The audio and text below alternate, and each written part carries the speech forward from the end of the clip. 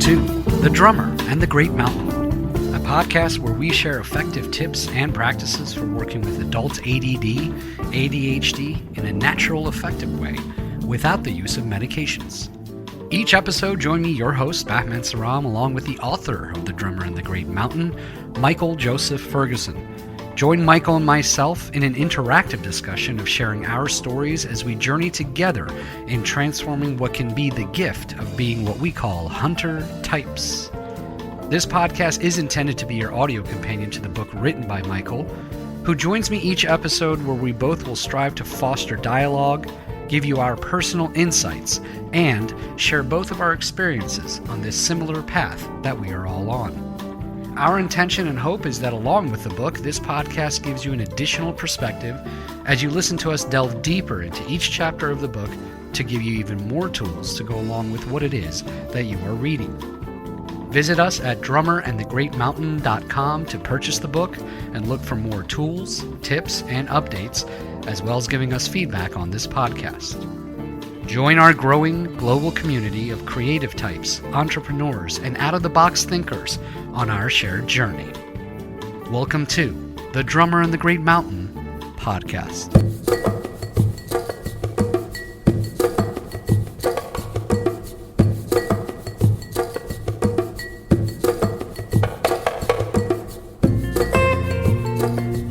Welcome, everyone. Thanks for tuning in. I'm your host, Michael Joseph Ferguson. How are you all doing?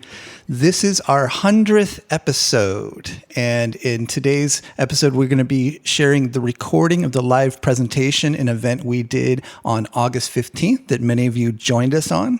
And we'll be covering the basics, a holistic approach to ADHD. And so this was a video presentation as well. So if you'd like to get the visuals for this episode, go to drummerandthegreatmountain.com/the basics. You'll be able to see the entire video presentation. And with me today, I have my partner, Questa Lee. We want to share a little bit about the journey since 2015, have a couple thoughts on just where we've come from and where we're going. Hello, everyone. Thank you so much for joining us. We're really looking forward to sharing the presentation from last week, the basics. And even if you've been with us since the beginning, since 2014, 2015, it's a great refresher. We all need a reset every once in a while. So it's a great refresher to just go back and review the building blocks of all of the work that we share.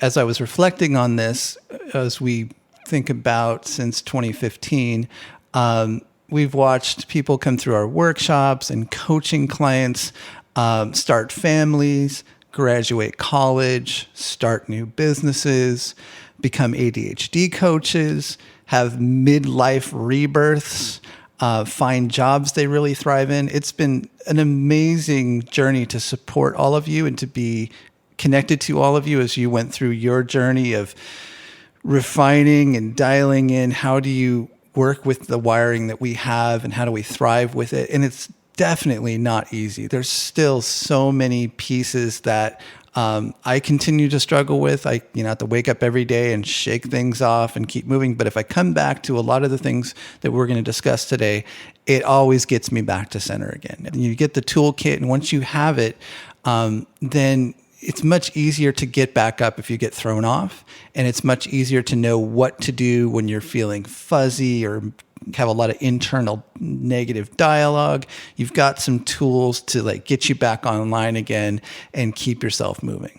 In the beginning, we didn't know at all where this would go and whether it would connect with anyone. And I want to give a big shout out to Batman Saram for all the work he did in the beginning to get this podcast up and rolling. I can't say enough of gratitude. He edited the first podcast. You hear his music at the beginning and the end of this podcast, and he was in many of the earlier episodes. So big shout out to him. It just gave so much energy and momentum to this work. And we didn't know we put these podcasts online. We had no idea where it would go. It's been amazing to see how many people have been touched by this work. And also this was a journey of finding things that helped me initially and then helped my coaching clients, then being able to share those with all of you. So wonderful to see so many familiar faces last week, and also just to see so many new people joining us. One of the things I enjoy the most in our workshops, and we know so many of you from all over the world from the podcast, is just seeing all the places that you join us from all over the world. And we also have some exciting podcasts planned for the near future. So looking forward to sharing lots more new and hopefully very helpful things with you. Okay, just a few notes before we play the presentation. So coming up on August 26th, in a few days, we have our mind mapping workshop, Learn How to Mind Map. If you have not taken this workshop, I highly, highly recommend it. It is the number one productivity tool for people with ADHD, in my opinion. It's just so essential for learning how to reduce your overwhelm, up-level your productivity, break down complicated tasks, map out projects, plan your day. I'm staring at a mind map right now as I'm recording this. I can't say enough. It is the tool that can really make a big difference in your life. If you struggle with things flooding together or not knowing how to organize your thoughts or plan your day, this is the workshop for you. So if you're interested, go to drummerinthegreatmountain.com/mind map workshop and hope to see you there. And then we'll have a time management workshop coming up on September 23rd and 26th. That'll be a 2-day workshop. You can go to drummerinthegreatmountain.com/workshop to check that one out. Both will be recorded, so you'll have access to the recordings indefinitely, as well as all the course material. So if you don't have a print copy of our book, The Drummer in the Great Mountain, and you would like to get one, we are doing a special promotion right now, which we offered in our event last week, but we wanted to put it out to our podcast listeners as well. We're doing 15% off. So if you go to the website to purchase the book, you can use the coupon code TheBasics15, all lowercase, and you will receive 15% off the purchase of our print book. So looking forward to connecting with you all very soon. Again, if you want to get the visuals from this episode, go to drummerinthegreatmountain.com/thebasics. And here's the presentation. So here's the strange paradox. There is a high percentage of ADHD among successful artists, entrepreneurs, and athletes. There is an equally high percentage of ADHD among prison inmates, addicts, and the homeless population. According to Psychology Today, people with ADHD are 300% more likely to start their own company. So what accounts for this strange dichotomy? It's a weird wiring. It's like, how do you put those pieces together? And the starting point that I would like to propose is ADHD is a neurological type. It's not necessarily a disorder, although the challenges are real. For sure. So common symptoms, as many of you know, are zoning out, distractibility, struggle completing tasks, so follow through, tendency to overlook details, poor listening skills, hyperactivity. So that's the H in ADHD. Many of you do not have that hyperactivity. There's technically 3 types in terms of diagnosis. There's impulsive, hyperactive, there's inattentive and distractible, and then there's combined type. So the common strengths for us are we tend to be creative as a whole, people wired this way, imaginative, non-linear thinkers. Non-linear, I want to underline that. We're going to come back to that in a bit.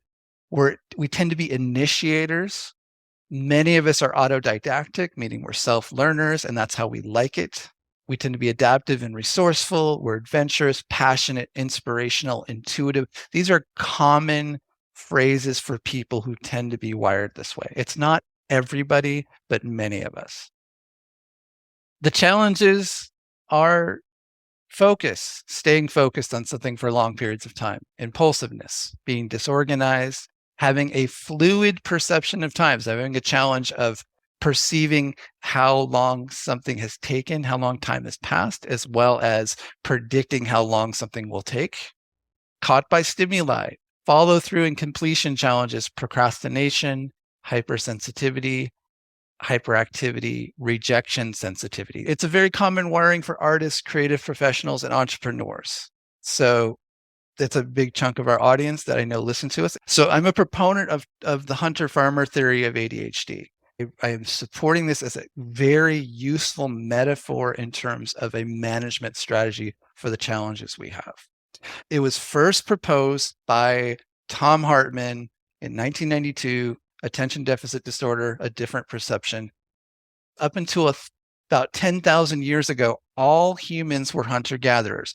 Every human being, including every single person gathered here today, has hunter-gatherer ancestors. We all do. It is in our genetics. No one is exempt. 10,000 years ago, survival drastically changed. Once we started farming, the traits needed for survival shifted. Engaging in repetitive tasks was part of survival. Taking a long-term view, looking ahead, was now important for survival. So if you think about it, if you're a hunter, you're going out, you're going on the hunt. That is a very specific kind of lifestyle and energy. When things shifted to agrarian culture, things shifted. And so certain people and certain wirings were more beneficial in that particular form of survival. So successful traits needed for being a hunter, you would have to hyper focus for short periods of time. You would need to have an ability to be distractible, because if you are going into potentially a life-threatening situation, you want to be able to use all your senses to take in what's happening, because you could be the one hunting, or you could be the one being hunted. Hypersensitivity to the environment. You'd have to be completely in the moment if you were going to be a good hunter. And time horizon is minutes and seconds versus months and years, which would be what would be necessary as a farmer. So the benefits of being distractible are creativity. So when you're distractible, you're seeing and making connections that other people don't make. And I know many of you have this feeling where you feel like other people are moving much slower than you are, and you can think much quicker. That is a gift of this wiring. Creativity often requires an ability to be distractible. So it's connecting things together, drawing from many wells of inspiration for their imagination. So throughout history, people have been wired this way. This is not a new phenomenon that happened 10 or 15 years ago. This is something that has been in the gene pool for a very long time. And also, benefits of distractibility is innovation in any field requires creativity and out-of-the-box thinking. Countless jobs require creative problem solving, and that is something that we are very good at. Hunter types can thrive in these positions. So benefits of the hyper-focus, one of the common traits that we have where we can just zone in on something for long periods of time and everything else falls away. So one of the benefits to that is its ability to master a skill. Like that is part of, if I polled a lot of you here, many of you have mastered at least one skill to a very high degree. And you spent many, many, many hours doing that. This model is helpful. It gives you a metaphor. If we could just study something and integrate it instantly, then it would be no problem. But the reality is we're storytellers, where we take in metaphor much more readily as a form of integration than we do information. The reality is we need metaphor and story and poetry to get deep into our wiring, so that when we get up in the morning, we have some metaphors that help us throughout our day. Okay, so the brain chemistry of ADHD, let's talk about this. So for most of us, it's genetic, meaning that and I always ask new coaching clients, who in your family was the hunter type? And it's usually dad or mom or both. Of course, it was dad. Dad was totally our mom.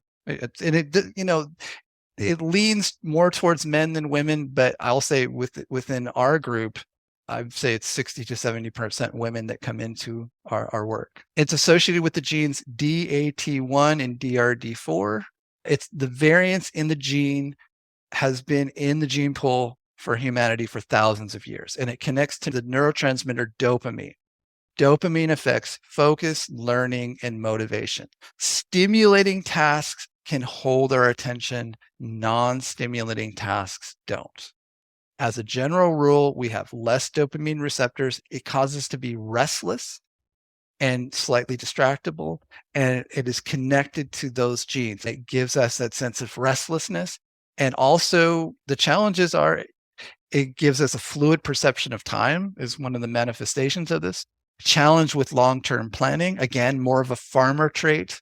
But it can also be a benefit. It allows us to be initiators in terms of the fluid perception of time. If you think you can get it done in like 2 days, you're going to start it. If you knew it would take 2 months, you probably wouldn't start it, right? So it's a trick that our brain plays on us. When I wrote the book, The Drummer and the Great Mountain, I thought, oh, it'll take me maybe a year. It took 4 years. So these are the ways that we have to, as we, again, going back to self-awareness, when we start to understand, here are our tendencies, here's how we're wired, then we can work with it. We can say, I know this is a weak point, so I can start to adapt and recognize, oh, I need to over anticipate how long something is going to take. So in terms of the brain chemistry, why we procrastinate, we typically procrastinate non-stimulating tasks. Those are the things that we tend to procrastinate, or things that feel very overwhelming to us. We wait until a task gets urgent, when we know we have to get it done. Then we have the available focus necessary to get something done. That is a big part of our wiring. Who can relate with that? Who waits until the last minute, and then all of a sudden there's this rush of adrenaline and you have the focus necessary to get the task done? So there's a tendency that's a brain chemistry thing. When the cortisol level goes up, when your adrenaline kicks in, there's a dopamine surge and you can focus. So handling dopamine, whether or not you're taking medication or you're doing a diet and nutrition focus, is going to be a huge part of the mix.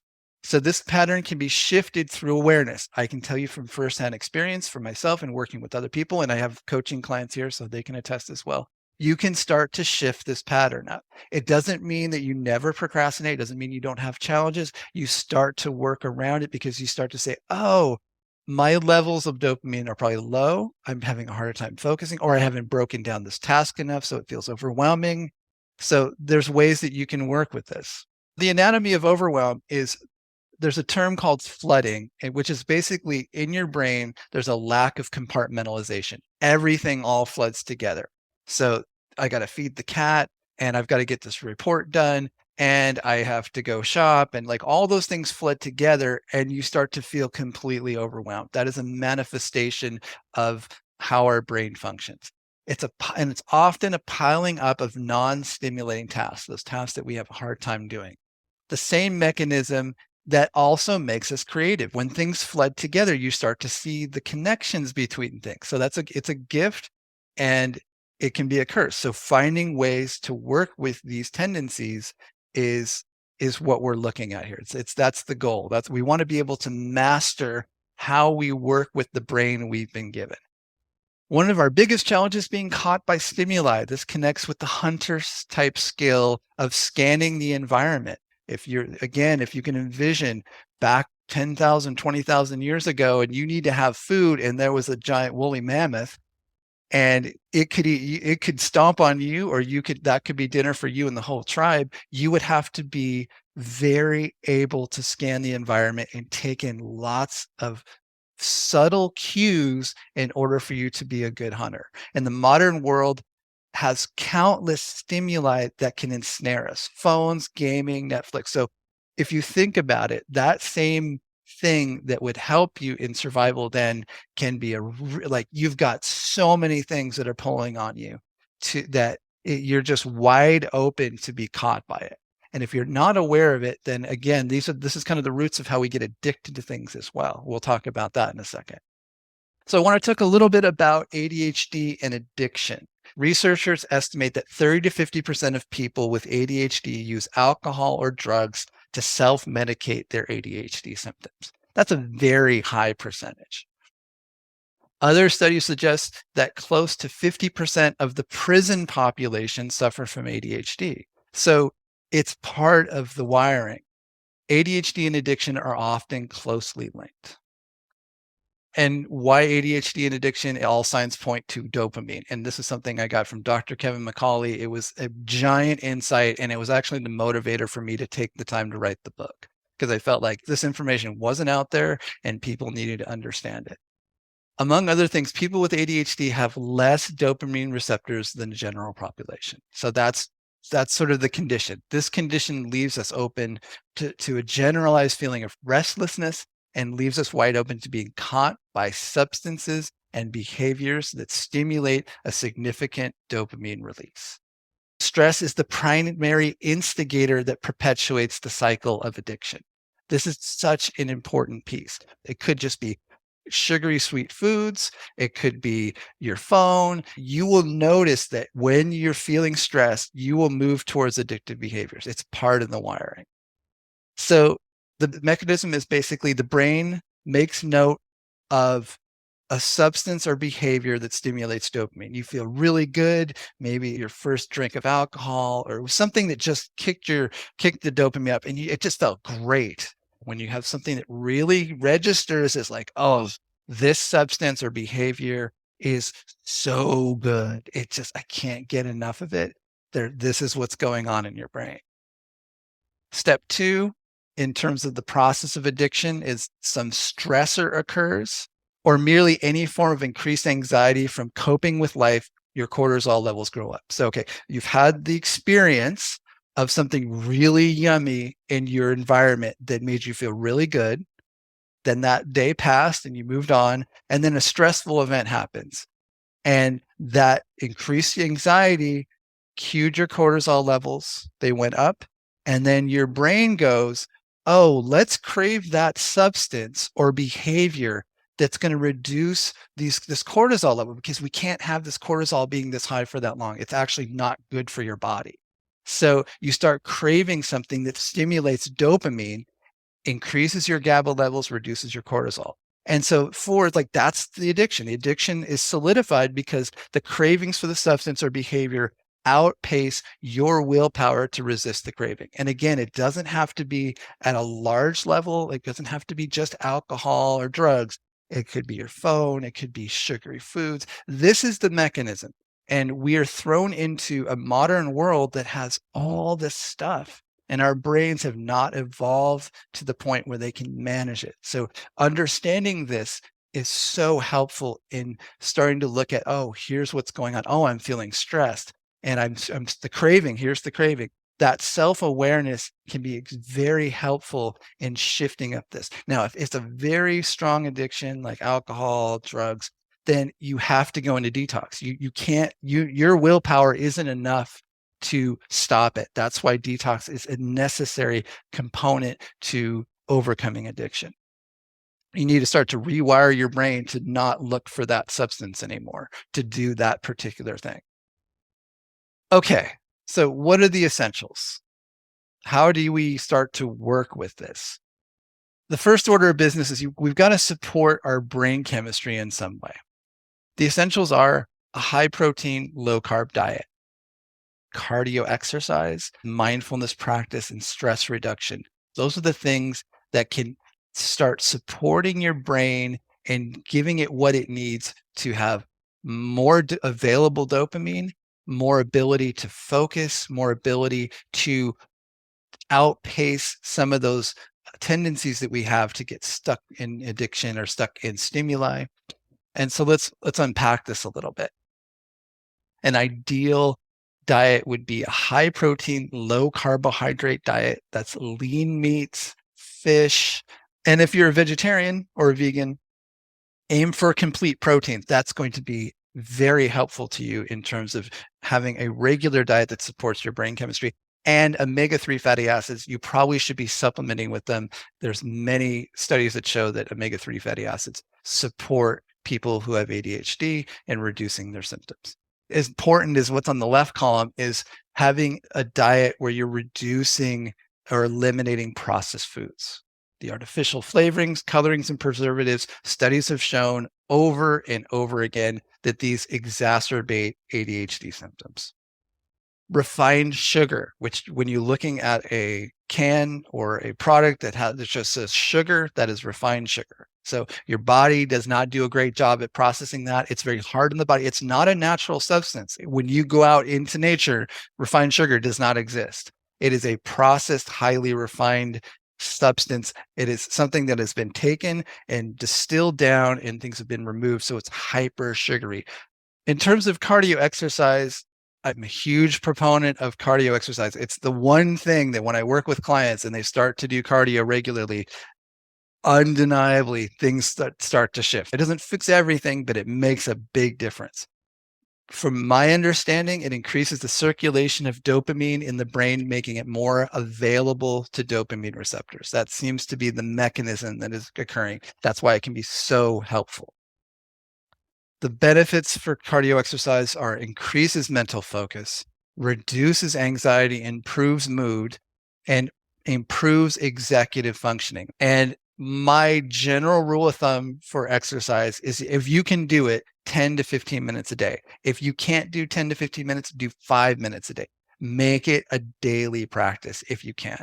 The daily practice is actually easier for many of us. If you just tell yourself every day I have to do some form of gentle or even more robust cardio for 10 to 15 minutes a day, it's going to be easier for you to integrate that than if you say, well, I'm going to do it 2 or 3 times a week. Because we have a fluid perception of time that, well, Tuesday, Thursday, Saturday is a little harder for us actually, unless we have support, unless there's people in our lives that we are doing that with that are holding us accountable.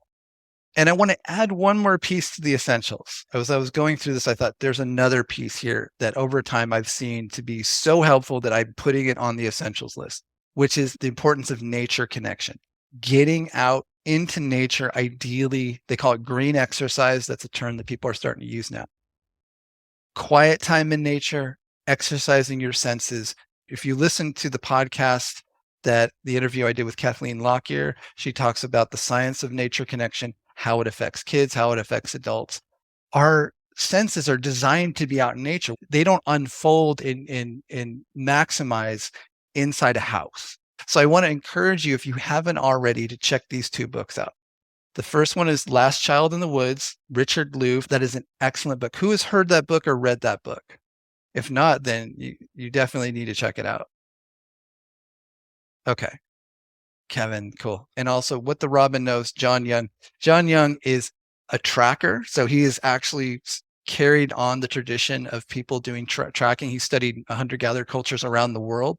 And he talks about ways of using your senses and in nature in very practical ways that other cultures have known and continue to perpetuate in their culture for tens of thousands of years.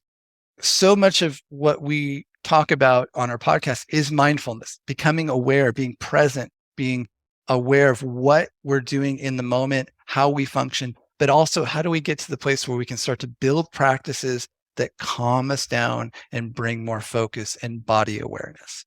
So recent studies show that meditation can notably increase baseline dopamine. There you go. So this is, again, making the connection between meditation and dopamine. It improves our concentration and our mood. It supports us in keeping us calm so we become less distractible. So if you don't like sitting down and meditating, so many of us don't, then consider moving meditation, consider yoga, consider Tai Chi, breath awareness. There's many different flavors of mindfulness practice that you can take in that will support you in calming yourself down and having the focus you need moving forward. And you may need support of a class. If it's really hard for you to wake up and discipline yourself to do this either in the morning or the evening, then having a class, having a trainer, having someone to work with, having a group that you either join online or in person can be very supportive in integrating in a mindfulness practice. Okay, so I want to talk about a general toolkit that may be useful for us in terms of planning, scheduling. How do we offset those challenges of fluid perception of time, procrastination? What are some of the tools in our toolkit? Number one, I would say is mind mapping. I'm a huge proponent of mind mapping because it is the tool that I think most of us didn't learn in school and can make a huge difference in how we plan and organize our brains and schedule and make decisions and plan out projects. Mindful scheduling, journaling, and just general productivity hacks. I'm going to give you a couple of these in a second. Okay, so what is mind mapping? Mind mapping is a non-linear method of note-taking. It's a tree graph that uses nodes. It always has a central point and subpoints that branch out from each node. There's apps that do this, but then there's also, you can just do this by hand. The benefits of mind mapping for us is it trains our brains to think in terms of containers. So when we're flooding, it's because everything is all flooding together. When you start to do mind mapping, it starts to rewire your brain. You start to train your brain just through using the tool, and it can reduce flooding. And it mirrors how your brain works. So the mind map was originally designed as a more intuitive form of processing information. What I can say for myself is my productivity went through the roof when I started to do mind mapping. It was the tool I was missing most of my life. Had I had it in school, I would have done so much better. So it can be helpful for planning your day. It can be helpful for mapping out projects. It can be really helpful for creative problem solving when you're stuck and you want to reduce overwhelm. So this is the software that we developed that's based on an open source package. When we do our mind mapping workshops, you get this for free. It is a key tool that I use all the time. I don't know how I'd function without it. I want to talk a little bit about mindful scheduling. When you're approaching planning and just planning out your day and planning out your week, when you're, and especially task management, you want to look at, there's two ways your brain perceives tasks. There's stimulating tasks and non-stimulating tasks. So non-stimulating tasks tend to be things like reports, emails, planning your day, reading and reviewing information, quality control. These are slides from when I do corporate trainings. Cleaning your house, things that are just like, there's no urgency really to them, or there's like do your taxes, which has a lot of anxiety connected to it, but not necessarily a stimulating task until it's 2 days before your taxes are due. Then it's very stimulating. It goes from like not important to like, oh my gosh, like the world's going to come to an end if I don't get this task done. So there's non-stimulating tasks, and then there's stimulating tasks, which tend to be creative. Things like phone calls and meetings tend to be very stimulating. This is how your brain sees these things. When you're looking at when I'm going to schedule something, your brain is going to be much more able to do certain tasks at certain times of day. So when you're optimizing your schedule, one of the things that I would recommend you do is to recognize that you have higher availability of dopamine, usually in the morning. Okay. So in the morning between 9 a.m. and 1 p.m., and maybe for you, it's like 7 a.m. to 12, you're going to have a little more ability to do the more non-stimulating, tedious tasks. In general, as a general rule, that's when you want to schedule those kinds of tasks. In the afternoon, that's when you want to schedule your more stimulating tasks. Those are the things like meetings, things where there's other people involved, or it's a creative task. If you schedule like 4 o'clock in the afternoon to work on your taxes, it's probably going to be a dumpster fire. It's not going to go well. In terms of getting support, there's 4 things that could be really helpful for us in terms of having a container created by people around us to support us in thriving. One of them being life coaching. So that's what I do. And I know there's probably a number of life coaches that are joining us here today. Life coaching supports us in getting a structure where we're checking in on a regular basis on our wins, our challenges, and also strategizing with another person. What do we need to do? This is why I originally reached out to a life coach back in 2002. And eventually I then became a life coach. ADHD support groups, there may be some in your area. I encourage you to find some places in person where you can get together and talk and be with other people that are wired the way you are. Counseling, especially people that are familiar with ADHD, getting that kind of support, learning some tools from counselors so that you can support how your brain works, as well as just handling the anxiety. There's a lot of trauma that tends to go with our wiring, and a lot of that does need to get unraveled a bit. So doing that work with a good skilled therapist can be extremely helpful.